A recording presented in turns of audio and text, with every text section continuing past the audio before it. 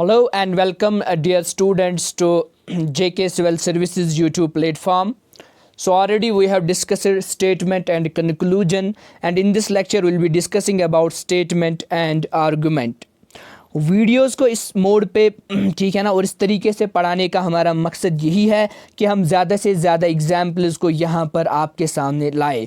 तो हमने जो टॉपिक्स पढ़े हैं वो बहुत ही इंपॉर्टेंट है, तो प्लीज़ आप पहले वो टॉपिक्स देखें, स्टेटमेंट एंड कंक्लूजन पहले देखें, या स्टेटमेंट एंड आर्गूमेंट जो हमने पढ़ा, सॉरी जो स्टेटमेंट और हमने जो इससे पहले कॉन्सेप्ट पढ़ा एजम्पशन का, वो आप देखिए, तो तब जाकर आप स्टेटमेंट एंड आर्गूमेंट पे आकर ये कंसेप्ट ईजिली समझ सकते हो। तो चलिए स्टार्ट करेंगे हमारा लेक्चर स्टेटमेंट एंड आर्गुमेंट। अब देखिए स्टेटमेंट एंड आर्गुमेंट वाला जो हमारा लेक्चर है, ठीक है, इसमें हमें क्या करना है। ऑलरेडी हमने देखा कि स्टेटमेंट कोई भी फैक्ट होता है किसी जनरल सब्जेक्ट के रिलेटेड, से फॉर एग्जांपल कोई बात कही हुई होगी। अब कोई बात कही हुई होगी, कोई चीज़ बताया गया होगा, उसके रिलेटेड आर्गुमेंट्स, वो मतलब क्या है, बस वही हमें समझना है कि आर्गुमेंट का मतलब क्या है। देखिए मैंने यहाँ पर लिखा है, argument is a fact that is being given by a person to support or oppose a statement. आप आर्ग्यू करते हो, कोई बंदा कोई चीज कहता है, कोई बात कहता है, आप उसको सपोर्ट करते हो और अपने सपोर्ट में कोई स्टेटमेंट कहते हो, उसको बोलते हैं आर्ग्यूमेंट। आप उसको अपोज करते हो और अपोज में आप अपना स्टेटमेंट देते हो, उसको बोलते हैं आर्ग्यूमेंट। बस याद क्या रखना है आपको आज के बाद, अगर स्टेटमेंट एंड आर्ग्यूमेंट वाला क्वेश्चन आपके एग्जाम में आया, बस आपको याद रखना है कि एक स्टेटमेंट दिया हुआ होगा और उस स्टेटमेंट के नीचे आर्ग्यूमेंट्स होंगे, और आपको देखना है इसका आर्गुमेंट कौन सही है, यानी वही आर्गुमेंट सही होगा जो इस स्टेटमेंट को सेटिस्फाई करेगा। से फॉर एग्जांपल मैं एक एग्जांपल यहां पर दूंगा। फॉर एग्जांपल मैं एक स्टेटमेंट लिखूंगा, should A cricket team have more than one during a match.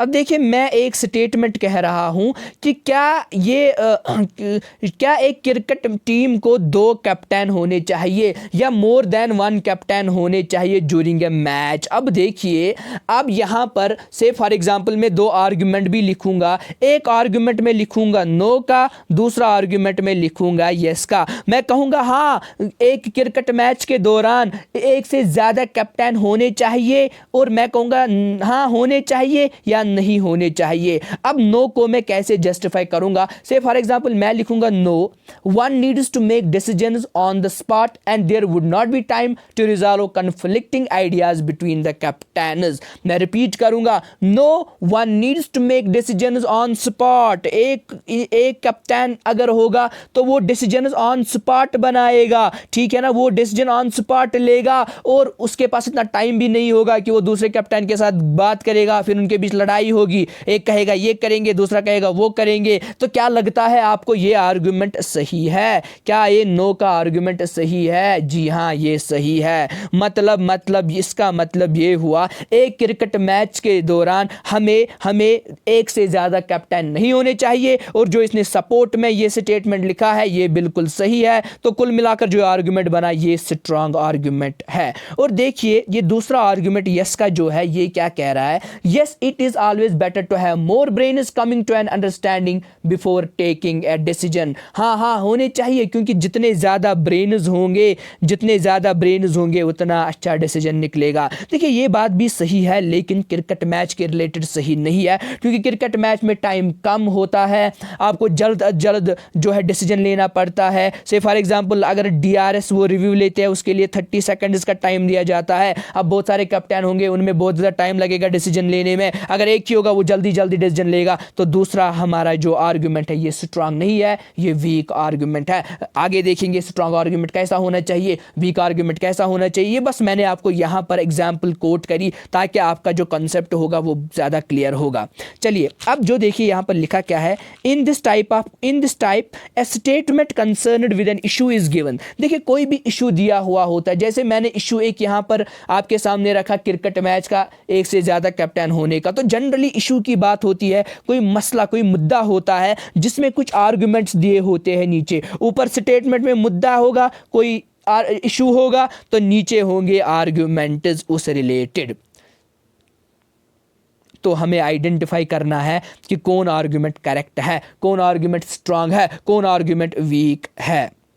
और याद रखिएगा इन क्वेश्चंस में जनरली आपको क्या मिलेगा, आर्गुमेंट आपको मिलेगा यस और नो की शक्ल में, ठीक है ना। से फॉर एग्जांपल कोई मसला ऊपर होगा, नीचे होगा यस हाँ सही है, नहीं सही नहीं है। लेकिन इतना ज़रूरी नहीं है कि यस और नो होगा, कभी कभार यस यस भी होगा, कभी कभार नो नो भी होगा और यस नो भी होगा। जनरली यस नो ही मिलेगा आपको, लेकिन that does not mean yes yes नहीं होगा या नो नो नहीं होगा। तो यस यस भी हो सकता है, नो नो भी हो सकता है, यस नो भी होगा। एग्जाम्पल्स में आपको ये अच्छे से क्लियर होगा। अब देखिए आर्गुमेंट दो किस्मों के होते हैं जो मैंने अभी आपको बताया। जैसे मैंने बोला स्टेटमेंट ऊपर होगा, should A cricket team have more than one captain during a match, ये स्टेटमेंट है। तो नीचे दो आर्गुमेंट्स है, नो और यस वाला। नो में मैंने कहा no one needs to make decisions on spot and there would not be time to resolve conflicting ideas between the captains, ठीक है, इतना क्लियर हो गया। तो ये एक आर्गुमेंट है। ऐसे ही मैंने दूसरा आर्गुमेंट बोला yes it is always better. तो मसला क्या है, आर्गुमेंट्स किन दो किस्मों के होंगे, एक आर्गुमेंट होगा स्ट्रांग, दूसरा होगा वीक।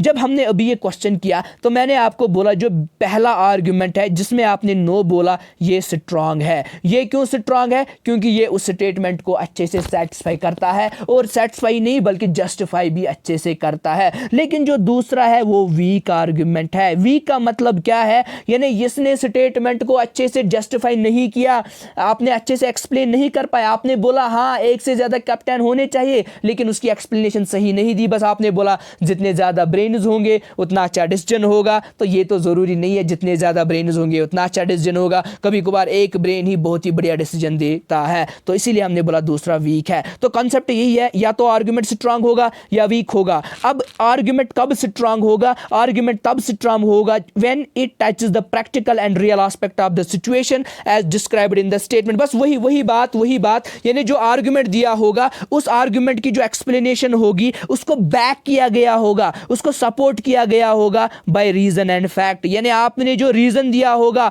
वो रीजन पे बेस होगा, फैक्ट पे बेस होगा, साइंटिफिक होगा, यानी ट्रू होगा। जो भी आपने यस कहा, यस के आगे जो आपने लगाया वो सेटिस्फाई करना चाहिए, नो के आगे जो लगाया वो सेटिस्फाई करना चाहिए इस नो को अच्छे से, तब जाकर वो स्ट्रांग आर्गुमेंट बनेगा। लाइकवाइज वीक आर्गुमेंट कब होगा, जब if it is not directly related to the given statement. अरे भाई हमने बात करी थी क्रिकेट मैच की, हमने बोला था कैप्टन्स के बारे में मोर देन वन, आपने बोला नहीं होने चाहिए। फिर जब आपने जस्टिफिकेशन दी, आपने जब रीजन इसका दिया, आपने बोला टाइम इतना नहीं है, कॉन्फ्लिक्ट हो सकता है, बिल्कुल सही, आपका जो आर्गुमेंट बना स्ट्रांग बना। फिर आपने नीचे बोला यस होने चाहिए, और जब आपने इसकी एक्सप्लेनेशन दी आपने बोला मोर ब्रेन्स होंगे तो डिसीजन अच्छा होगा। अरे भाई ये कौन सी एक्सप्लेनेशन हुई, मोर ब्रेन्स होंगे, ज़रूरी भी नहीं है, एक ब्रेन अच्छा काम करता है, मोर ब्रेन्स में कॉन्फ्लिक्ट भी होता है, एक बात कहता है दूसरा दूसरी बात कहता है,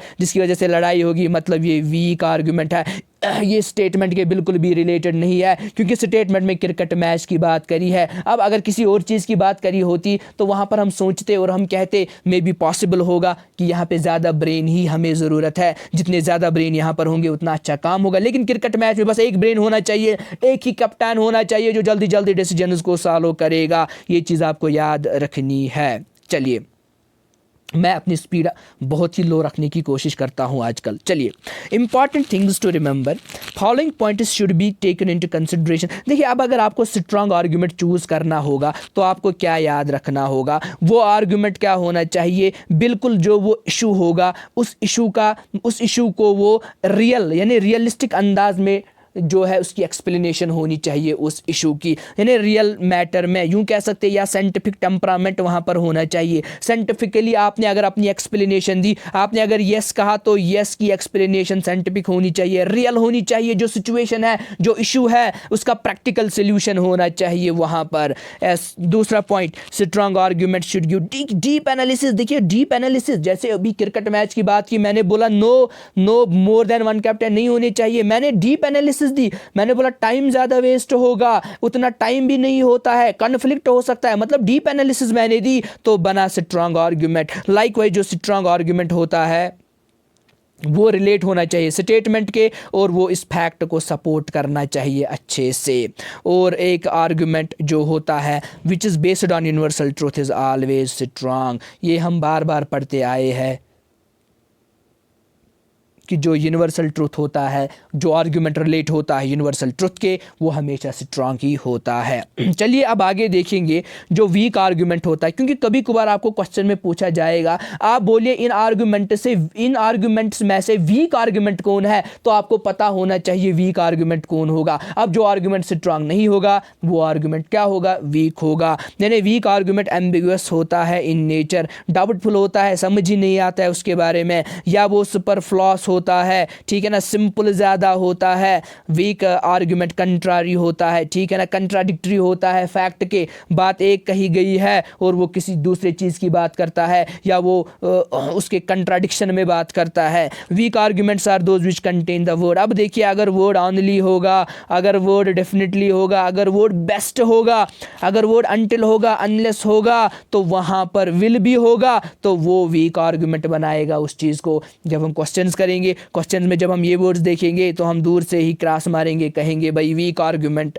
है। तो ये था हमारा टॉपिक स्ट्रांग आर्गुमेंट और वीक आर्गुमेंट का। अब स्ट्रक्चर ऑफ द सेंटेंस क्या है, आपको एक स्टेटमेंट दिया गया होगा, एक या एक से ज़्यादा स्टेटमेंट्स दिए हुए होंगे। से फॉर एग्जांपल आपको यहाँ पर एक स्टेटमेंट दिया गया है, are nuclear families better than joint families. एक इशू की बात चल रही है, एक मुद्दे की बात चल रही है, क्या न्यूक्लियर फैमिलीज बेटर है दैन जॉइंट फैमिलीज। अब हम देखेंगे, इसको एक्सप्लेन करने की कोशिश करेंगे इन टर्म्स ऑफ आर्ग्यूमेंट्स, हम आर्ग्यू करेंगे। से फॉर एग्जाम्पल मैं कह रहा हूँ नो, आप कह रहे हो यस। अब यहाँ पर दो लोगों की सजेशन आई है, मैंने आर्ग्यू किया नहीं, न्यूक्लियर फैमिली कतई सही नहीं है। क्यों सही नहीं है, क्योंकि मैंने इसकी एक्सप्लेनेशन भी दी, no joint families ensure security of individuals. अब देखिए क्या है, अगर हम जॉइंट फैमिली में रहेंगे तो वहाँ पर ज़्यादा सिक्योरिटी ऑफ इंडिविजुअल्स होती है। ये बात 100% ट्रू है, ये बात 100% सही है। क्यों, क्योंकि जॉइंट फैमिली में बहुत ज़्यादा मेम्बर्स होते हैं,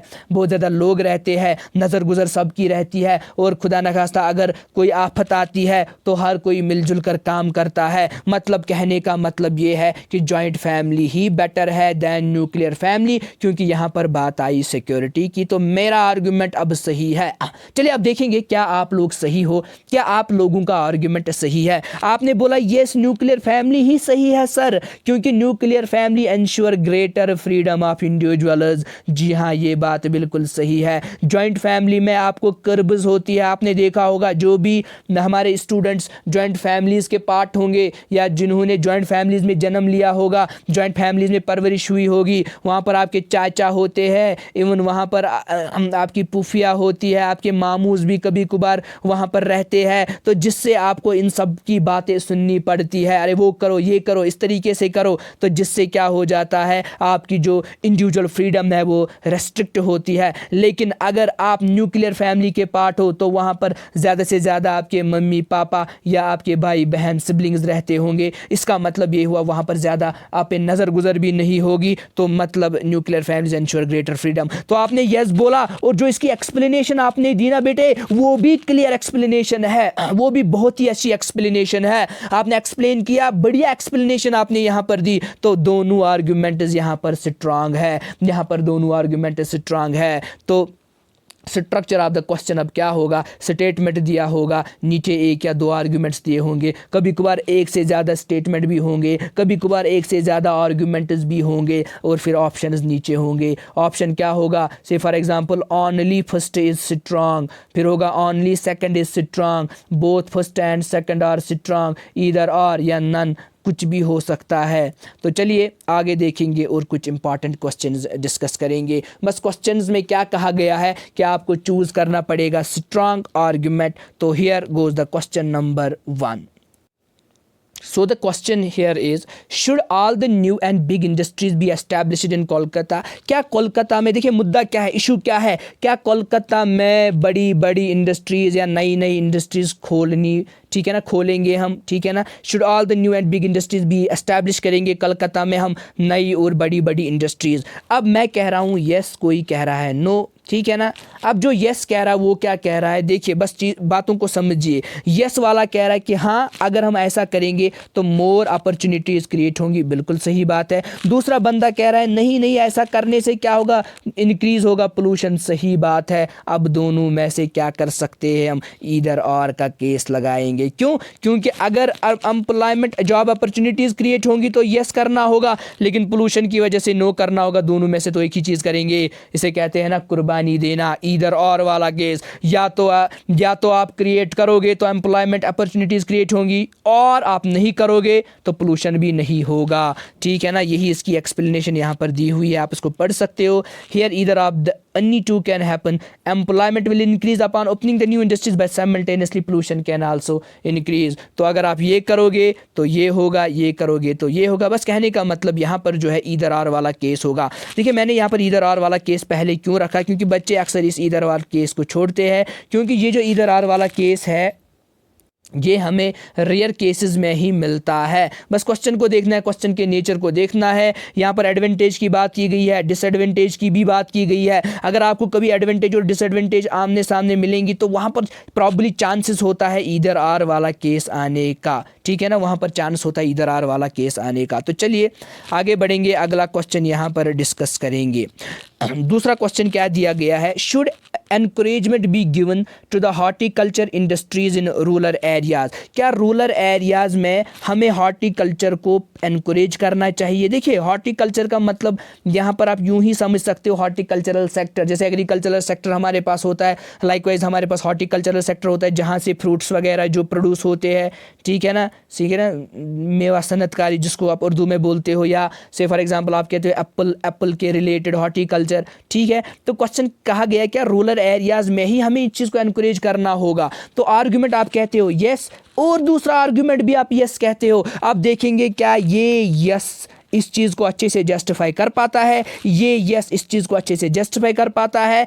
तो जो दोनों में करता होगा वही स्ट्रांग होगा, अगर दोनों करते होंगे तो दोनों स्ट्रांग होंगे, अगर कोई नहीं करता होगा तो कोई नहीं स्ट्रांग यहाँ पर होगा। तो देखिए अब क्या कहा गया है, yes creativity is there among rural people. देखिए ये बात बिल्कुल सही है, रूरल पीपल्स में क्रिएटिविटी है, लेकिन किस रिलेटेड क्रिएटिविटी है? हॉर्टिकल्चर के रिलेटेड। फिर कोई बच्चा ये कहेगा सर रूरल पीपल में तो उतनी ज़्यादा क्रिएटिविटी नहीं है। से फॉर एग्जाम्पल एक रूरल के लोग होते हैं वो टेक्नोलॉजिकली ज़्यादा उनको पता नहीं होता है, ठीक है ना। तो यहाँ पर लेकिन क्रिएटिविटी, किस क्रिएटिविटी की बात की गई है? हॉर्टिकल्चर की क्रिएटिविटी की बात की है। आप अगर कश्मीर की ही बात करोगे, आप देखिए एप्पल की जो प्रोडक्शन है, पियर्स की जो प्रोडक्शन है, जो भी आपके फ्रूट्स प्रोड्यूस होते हैं वो रूरल एरिया से ही एबंडेंट क्वांटिटीज़ में प्रोड्यूस होते हैं। इसका मतलब रूरल पीपल क्रिएटिव होते हैं।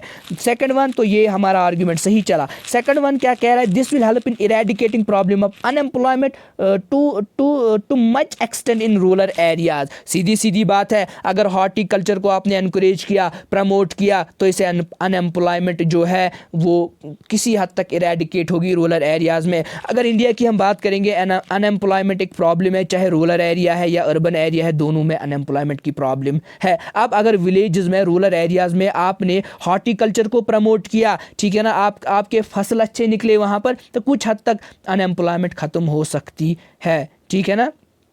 तो इसका मतलब यहाँ पर जो दोनों आर्ग्यूमेंट्स है वो स्ट्रांग है, both first and second are strong, दोनों आर्ग्यूमेंट्स यहाँ पर स्ट्रांग है। चलिए अगला क्वेश्चन यहाँ पर देखेंगे क्या है हमारा। Move to another question, should rapists be hanged? क्या रैपिस्ट्स को हैंग करना चाहिए? देखिए स्टेटमेंट कहना क्या चाहता है, तो हम सीधे आर्गुमेंट पे आएंगे। आर्गुमेंट्स क्या है? आर्गुमेंट एक है यस, दूसरा आर्गुमेंट है नो। जी हाँ, आप जो है रैपिस्ट्स को हैंग करिए, नहीं रैपिस्ट्स को हैंग मत करिए। अब जो यस कहते हैं वो कह रहे हैं yes they are sinners and must be hanged. देखिए ये अगर हम देखेंगे ये कंक्लूजन भी कुछ हद तक स्ट्रांग है, ठीक है ना, क्यों? क्योंकि यहाँ पर जो रैपिस्ट्स हैं उन्होंने गुनाह किया है और रैप की सज़ा हैंग ही होनी चाहिए, क्योंकि सोसाइटी में फिर ऐसे ज़्यादा गुनाह नहीं होंगे। लेकिन एट द सेम टाइम अगर हम देखेंगे, अगर हम इन रैपिस्ट्स को छोड़ेंगे, इन्हें सज़ा नहीं देंगे, क्या पता ये सुधर जाएंगे और फिर कुछ ऐसे अच्छे अच्छे काम करेंगे, ये भी तो हम कह सकते हैं। तो किसी ने लिखा है no they are human beings, give them one more chance.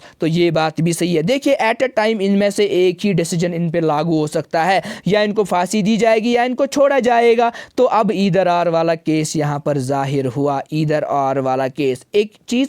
या दूसरा हम कह सकते हैं ये गवर्नमेंट पे डिपेंड है, क्या गवर्नमेंट इनको फांसी देगी, ठीक है ना, कोर्ट पे डिपेंड करेगा, कोर्ट फांसी देगा या नहीं देगा, मतलब ईदर आर, या तो कोर्ट फांसी देगा या कोर्ट बोलेगा नहीं इनको फांसी नहीं देंगी, डिपेंड करेगा अब इन्होंने जो ये रैपिस्ट्स है इन्होंने किस किस्म का गुनाह किया है, ठीक है ना, कहाँ पे किया है, किस सिचुएशन में किया है, तो वो सारे पैरामीटर्स भी यहाँ पर होंगे। तो इसका जो आंसर वंस अगेन बनेगा वो क्या बनेगा, ईदर फर्स्ट और सेकंड। यहाँ पर जो ऑप्शंस दिए हुए हैं उनमें से ईदर फर्स्ट और सेकंड कहीं पर नहीं है, ठीक है ना, उनमें से ईदर और कहीं पर भी नहीं है। तो इसका मतलब ये हुआ इसका आंसर जो लेकिन आएगा ईदर फर्स्ट और सेकंड ही इसका आएगा, ईदर फर्स्ट और ईदर सेकंड। तो यहाँ पर ऑप्शन सी लिखा है, ये गलत आप करिएगा, इसको क्रॉस मारिएगा, इसका सी आंसर नहीं आएगा, इसका आंसर ईदर और आएगा। लेकिन अगर आप कभी कभार इस सिचुएशन में फंस जाओगे और आपको देखना होगा कि स्ट्रांग आर्ग्यूमेंट कौन है और ईदर आर वाला भी वहाँ पर नहीं होगा, तो उस टाइम आप यहाँ पर देख सकते हो ज़्यादा स्ट्रांग ये वाला आर्ग्यूमेंट है। देखिए क्यों,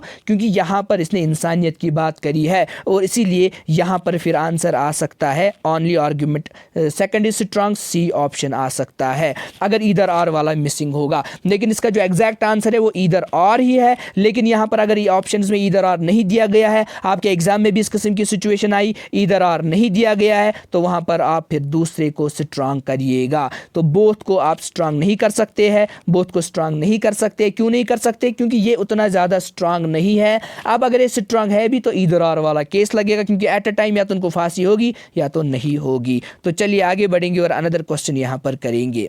should strike and dharnas in the field of hospital be banned, ठीक है ना।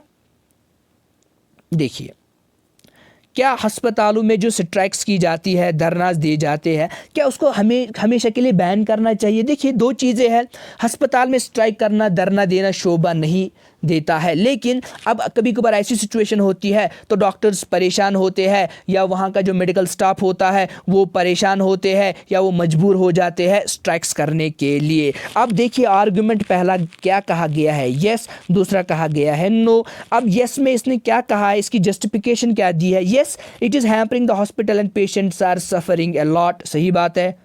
दूसरा no the employees must get their dues in proper manner, नहीं नहीं नहीं, इसको बैन नहीं करना चाहिए। क्यों? क्योंकि एम्प्लॉयज़ को उनके ड्यूज मिलने चाहिए। बेचारे एम्प्लॉयज़ की भी फैमिलीज़ है, उनके भी रिश्तेदार है, उनकी भी सोशल लाइफ है, उनको भी मनी की ज़रूरत है। आप उन्हें सैलरी नहीं देते हो टाइमली, आप उन्हें, ठीक है ना, कोई प्रॉब्लम क्रिएट करते हो। इसका मतलब दोनों जो यहाँ पर दोनों जो आर्ग्यूमेंट्स है वो स्ट्रांग है, यस वाला भी और नो वाला भी आर्ग्यूमेंट हमारा यहाँ पर स्ट्रांग है। मुझे उम्मीद है आपको ये टॉपिक अच्छे से क्लियर हुआ होगा। अब मैं जल्दी जल्दी इन MCQs, इन क्वेश्चंस को यहाँ पर सॉल्व करने की कोशिश करूँगा, क्योंकि बेसिक जो हमारा था वो तो क्लियर हो गया। चलिए, should all government work for job must be online, ठीक है ना। क्या आपको लगता है कि जो भी नौकरियां है या जो भी गवर्नमेंट वर्क है उसको ऑनलाइन करना चाहिए, ठीक है ना, इसको ऑनलाइन करना चाहिए, यानी ई प्लेटफार्म्स पे लाना चाहिए, क्या ये सही होगा? तो कोई कहता है यस, तो कोई कहता है यस। अब जो यस कहता है वो क्या कहता है, हाँ ऑनलाइन करने से क्या होगा, पेपर वर्क रिड्यूस होगी, ठीक है ना, और ये एनवायरनमेंट के लिए सही होगा, क्योंकि आपको पेपर जो आप बनाते हो वो आप प्लांट्स को काट कर पेपर बनाते हो। अब अगर आपने ऐसा नहीं किया, आपने ऑनलाइन सारा सिस्टम किया, कंप्यूटर बेस्ड सारा किया, तो इसका मतलब पेपर ज़्यादा ज़रूरत नहीं पड़ेंगे, जिसकी वजह से एनवायरनमेंट पे असर नहीं पड़ेगा। तो ये गुड होगा एनवायरनमेंट के लिए, जो बिल्कुल आर्गुमेंट सही है। दूसरा कह रहा है यस, दूसरा भी यस ही कह रहा है, ऐसा करना चाहिए, क्योंकि this process will be transparent and corruption free. Obviously जितना ऑनलाइन होगा उतना करप्शन नहीं होगा, क्योंकि ऑनलाइन में हर कोई देख सकता है, वहाँ पर करप्शन भी नहीं हो सकता है। तो दोनों आर्गुमेंट स्ट्रांग है, both first and second are strong, यानी दोनों आर्गुमेंट यहाँ पर आपको स्ट्रांग मिलेंगे। तो अगला क्वेश्चन यहाँ पर क्या कहा गया है, will the newly elected CMC Mayur fulfil her promise. जो न्यूली इलेक्टेड मयूर है, क्या वो अपना जो प्रॉमिस है वो फुलफिल करेगी? ये आर्गुमेंट कोई कह रहा है यस, कोई कह रहा है नहीं करेगी। क्यों जो यस कह रहा है, देखिए जनरली आपने देखा होगा जो यस कह रहा है, she has to otherwise her existence as mayor, otherwise her existence as mayor will be in danger. हाँ, उसको ऐसा करना पड़ेगा, उसको अपने प्रोमिसेस फुलफिल करनी पड़ेंगी। क्यों? क्योंकि अगर उसने ऐसा नहीं किया तो उसकी एग्जिस्टेंस डेंजर में होगी, लोग इसके खिलाफ आएंगे, लोग एजिटेशन करेंगे, लोग धरना देंगे, और जिससे उसकी पोजीशन जो है वो खतरे में आ सकती है। उसको फिर लेटर ऑन रिज़ाइन करना पड़ेगा या उसको रेस्टिगेट गवर्नमेंट करेगी। तो इसका मतलब ये आर्ग्यूमेंट बिल्कुल सही है। दूसरा, नहीं नहीं नहीं, वो अपनी प्रोमिसेस फुलफिल नहीं करेगी। क्यों? क्योंकि जब भी कोई इलेक्ट होता है और आप पावर में आता है, अक्सर यहाँ पे देखिए क्या लिखा है, फॉरगेट देयर प्रोमिसेस। ठीक है ना, elected and after getting power and positions forget their promises, और अपने वादे भूल जाते। ये बात भी सही है। तो दोनों आर्गुमेंट यहाँ पर स्ट्रांग है, क्योंकि हमने देखा बहुत सारे ऐसे CM बने, बहुत सारे ऐसे PM बने, बहुत सारे ऐसे मयूर बने, बहुत सारे ऐसे जो इलेक्ट हुए जिनको लोगों ने इलेक्ट किया, लेटर ऑन वो भूल जाते हैं, उन्हें याद ही नहीं रहता अपने प्रॉमिस उन्होंने क्या किए होते हैं। फिर लोग बेचारे जो है डंडूरा पीसते हैं कि हमने वोट डाला था लेकिन इसने काम नहीं किया। तो चलिए आगे बढ़ेंगे और अगला क्वेश्चन यहाँ पर हम देखेंगे। ठीक है ना, अगला क्वेश्चन यहाँ पर हम देखेंगे, should our government bring down the age of retirement in public service? क्या गवर्नमेंट को चाहिए कि वो एज ऑफ रिटायरमेंट कम करे? इस वक्त अगर हम देखेंगे, say for example age of retirement 60 है या कहीं जगहों पर 62 भी है, तो क्या गवर्नमेंट को इसको कम करना चाहिए टू 58 या 56? ठीक है, यही क्वेश्चन कह रहा है। तो कोई कह रहा है यस, हाँ, अगर गवर्नमेंट ने ऐसा किया तो नए लोग जो होंगे, टैलेंटेड वन जो होंगे या जो डिज़र्विंग होंगे, उनको जॉब मिलेगी। सही बात है। अगर गवर्नमेंट ऑफ कश्मीर अभी ये ऑर्डर निकालेगी कि जो भी 56 ईयर का होगा उसको रिटायर करिए, तो आई बेट कल जो है लाखों की तादाद में नए पोस्ट्स निकलेंगे, तो जिससे अनएम्प्लॉयमेंट ख़त्म होगी। तो ये आर्गूमेंट भी बिल्कुल सही है। लेकिन दूसरा है नो, नहीं, ऐसा नहीं करना चाहिए हमें। क्यों नहीं करना चाहिए? क्योंकि जो लोग ऑलरेडी जॉब करते हैं, उनकी एक फैमिली होती है, उनके अपने बच्चे होते हैं, उनके पास एक प्लान होता है कि हम 60 की एज में रिटायर होंगे, 62 की एज में रिटायर होंगे, फिर ये करेंगे वो करेंगे। तो इसका मतलब ये हुआ ये करना सही नहीं होगा। वंस अगेन दोनों कंक्लूजन्स जो है वो दोनों जो आर्गुमेंट्स है वो स्ट्रांग है। तो इसका मतलब ये हुआ दोनों आर्गुमेंट स्ट्रांग है। तो चलिए आगे बढ़ेंगे। अब देखिए यहाँ पर डू योरसेल्फ मैंने लिखा है, तो इस क्वेश्चन को आप खुद करिएगा, इसको आप स्क्रीनशॉट लीजिएगा और फिर आप इस क्वेश्चन को सॉल्व करने की कोशिश करिएगा। आगे बढ़ेंगे और अगला क्वेश्चन यहाँ पर हम देखेंगे, should our government increase the maximum age limit for retirement in the government services?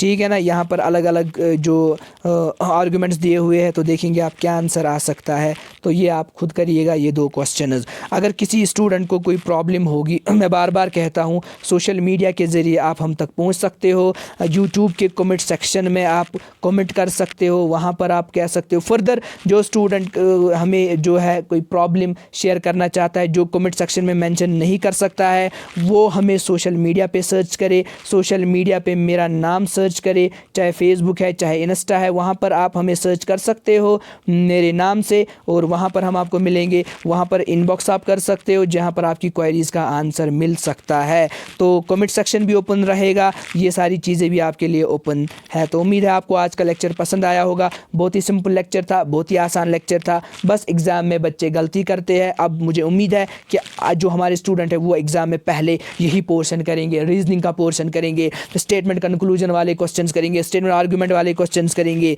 ठीक है ना, क्योंकि ये पोर्शन मैंने बहुत ही ईजी तरीके से आपके लिए समझाया। So thank you dear students.